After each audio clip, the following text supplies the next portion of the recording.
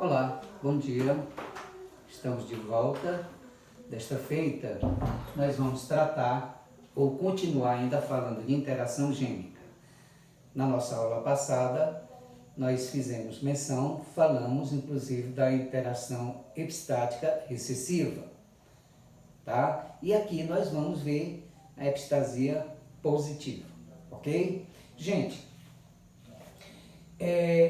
é muito comum, eles evidenciaram no princípio dos estudos, estudando a coloração da plumagem, ou seja, da cor da plumagem dos galináceos. Eles verificaram o seguinte, que no alelo Czão condicionava plumagem colorida, tá? E no seu alelo respectivo, recessivo, plumagem branca, tá? Então, uma era colorida, determinada pelo gene ou pelo alelo do par genético, tá? Dominante, determinava plumagem colorida e o seu respectivo plumagem branca. Eles interagiam com outro par genético, correto? Determinado pelo alelo isão, tá? E o alelo isim, seu respectivo alelo recessivo isim.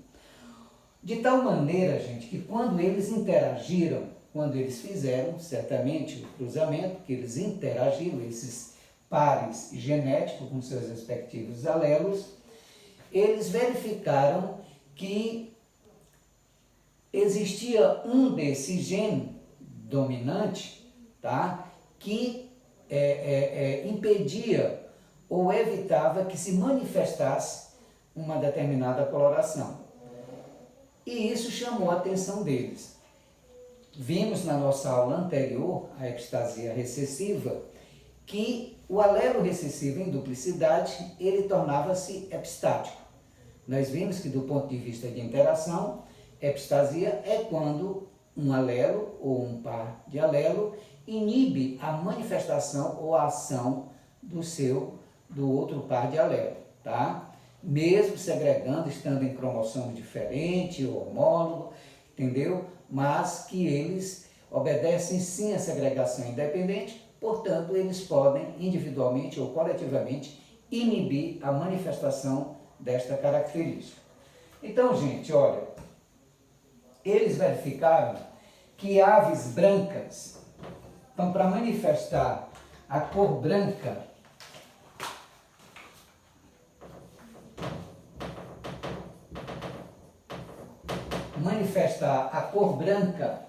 existia esta possibilidade aqui, ó,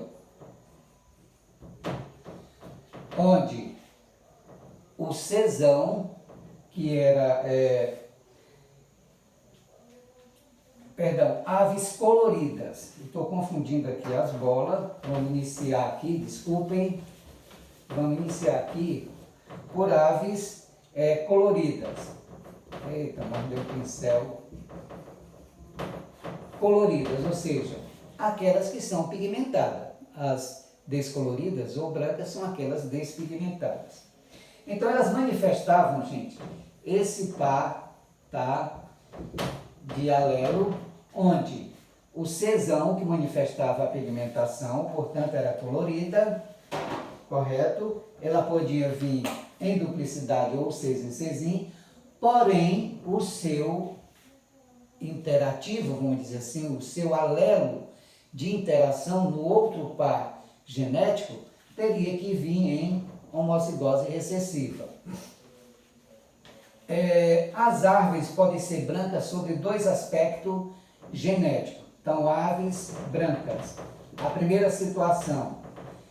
Isso daqui eles evidenciaram depois de fazer os cruzamentos, tá? Então, elas podem ser brancas, ó, apresentando esse par genético, onde o Czão poderia vir em homozigose ou em heterozigose, e o outro par genético teria, ou seja, a presença do isão, tá? A presença deste alelo dominante no segundo par genético, ele inibia a manifestação, tá, do seu alelo, alelo do gene que ele estava interagindo, que determinava a plumagem colorida. Portanto, estas aves apresentavam pelagem branca. Outra maneira da pelagem branca é que as aves poderiam vir em homozigose, tá? Em homozigose nos dois pares genéticos. Então vejam que a cor branca, ela pode ser manifestada quando o gene epistático está presente, porque ele inibe, como nós já vimos, ou quando ele vem em duplicidade homozigótica, ou seja, quando esse gene epistático está ausente.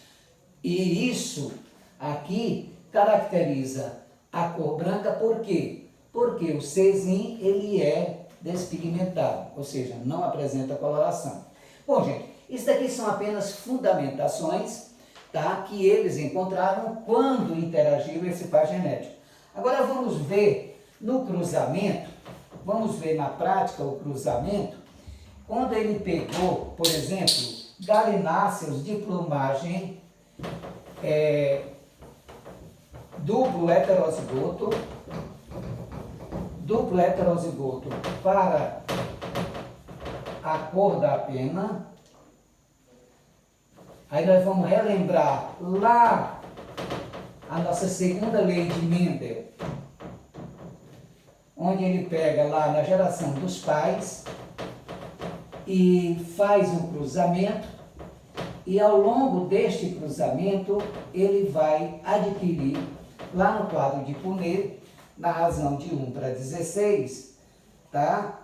Uma proporção totalmente diferente daquela que ele encontrou na segunda lei de Mendel. Então vejam, gente, quando ele pegou lá na geração P, tá? Que ele cruzou plumagem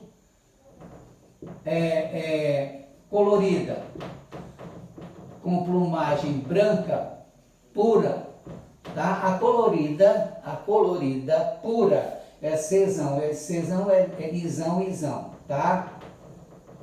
E a plumagem branca é Czinho. Não, para C é plumagem colorida, tá, pura, porque, vejamos, se ele pegasse, gente, colocasse aqui o Czão, Izão, vejam que ele ia encontrar a inibição, tá? A presença de um agente epistático, ele inibe a ação do outro par genético. Então, quando ele cruzou aves de híbrida, nós estamos vendo aqui a geração pura,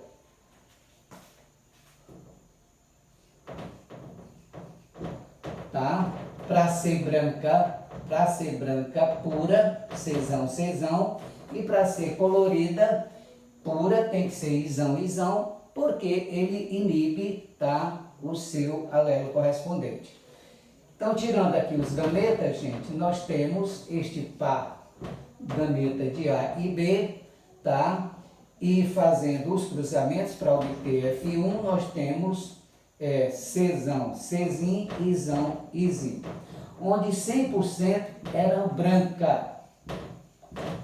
Por que branca, gente? Mesmo apresentando o genótipo Czão para plumagem colorida, mas como eu disse, esse gene Izão, esse alelo Izão, ele é epistático, ele inibe a manifestação deste pigmento para a plumagem dos galináceos.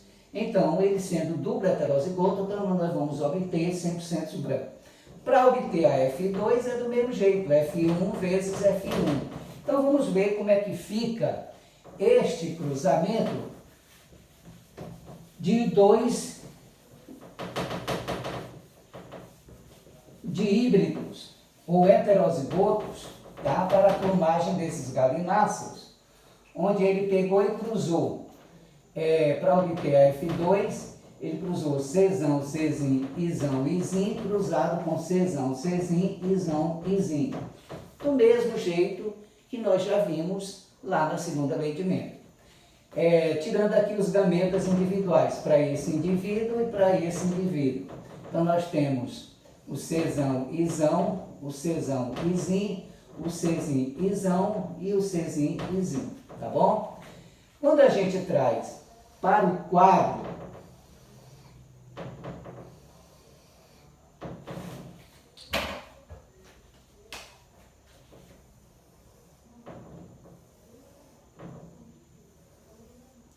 então, gente, olha, então nós temos esse grupo,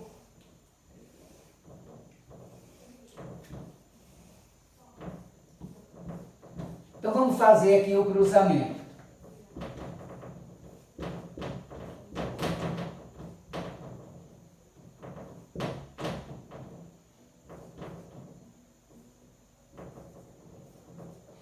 Então vamos cruzar Czão, Czão, Izão, Izão, Czão, Czão, Izão, Izim, Czão, Czim, Izão, Izão, Czão, Czim, Izão, Izim, Czão, Czão, Izão, Izim, Czão, Czão, Izim, Izim, Czão, Czim, ó, Izão, Izim, Czão, Czim, Izim, Izim, Czão, Czim, Izão, Izão, Czão, Czim, Izão, Izim, Czim, Czim, ó, Izão, Izão, Czim, Czim, Izão, Izim, Czão, Czim, Izão, Izim, Czão, Czim, Izim, Izim, Czim, Czim, Izão, Izim, Czim, Czim, Izim, Izim. Gente, isso daqui você já sabe fazer de cor salteado. Agora vamos interpretar. Nós estamos falando de epistasia positiva, tá? De gene epistático, de gene que vai inibir. Então, eles verificaram que a manifestação, que a presença de um alelo, de um determinado par genético, para aquela finalidade da cor, a presença dele, durante essa interação, a presença dele, ele inibe a manifestação, tá? Daquele pigmento que iria determinar uma determinada cor. No caso aqui da plumagem dos galináceos. Ok? Que nós já vimos que ele levou em consideração a plumagem colorida e a plumagem branca, ou seja, a plumagem pigmentada e a plumagem despigmentada. Quando nós cruzamos aqui, ó, a presença, repito, de um izão, ele inibe. Nós sabemos que o Czão, ele é para plumagem colorida, mas a presença de um izão é o suficiente, e eu vou colocar aqui de vermelho essa plumagem, ó, vamos dizer assim, branca, porque ele inibe a plumagem. Nós só podemos ter dois tipos, ou é colorida ou é branca. Então, muito bem, aqui nós temos dois izão, então é branca. Aqui abasta um izão, eita, meus Deus, abasta um izão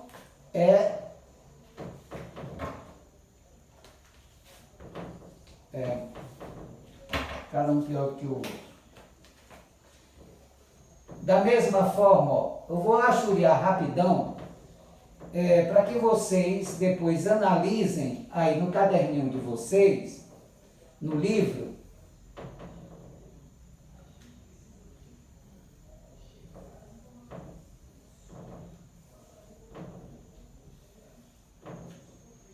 então nós temos quantos de plumagem branca? 1, 2, 3, 4, 5, 6, 7, 8, 9, 10, 11, 12, ainda falta um. Esse daqui, que é a plumagem branca, tá certo? Então nós temos a proporção, ó, de 13 16avos plumagem branca, tá? 1, 2, 3, 4, 5, 6, 7, 8, 9, 10, 11, 12, 13, tá? E temos 3, veja aqui, ó, que plumagem é essa daqui? Que plumagem é essa daqui? E esta? Então vejam que aqui, olha, nós temos Czão, Czão, Izim, Izim. Czão, Czim, Izim, Izim. Czão, Czim, Izim, Izim. Em outras palavras, aqui a plumagem colorida se manifestou porque não tinha ou estava ausente o gene epistático Izão, tá certo? Então, nós temos, quando se cruza duplo heterozigoto para uma determinada característica, considerando a epistasia, ou seja, a presença de um gene que inibe a manifestação do outro, ou basta a presença de um alelo dominante, nós estamos falando de epistasia dominante ou positiva, correto? Basta que aconteça a manifestação de um alelo que nós vamos ter essa inibição, por conseguinte, ela torna-se despigmentada, notadamente porque não acontece a manifestação do pigmento, ok, gente? Isso é o que nós chamamos de epistasia dominante. A epistasia recessiva, já vimos, ela é condicionada por aquele alelo recessivo, pela duplicidade do alelo recessivo. A presença dele, da mesma forma, vai inibir a manifestação de uma determinada característica. Na epistasia dominante, que alguns autores chamam positiva, a epistasia dominante caracteriza-se pela presença apenas de um alelo que vai inibir a manifestação daquele fator do outro par de alelo, do outro gene, que teria a formação de uma determinada característica, ok? Muito obrigado pela atenção e vamos, na sexta-feira, através de uma videochamada, discutir um pouco mais esse assunto, ok? Um abraço, fiquem com Deus e não saiam de casa.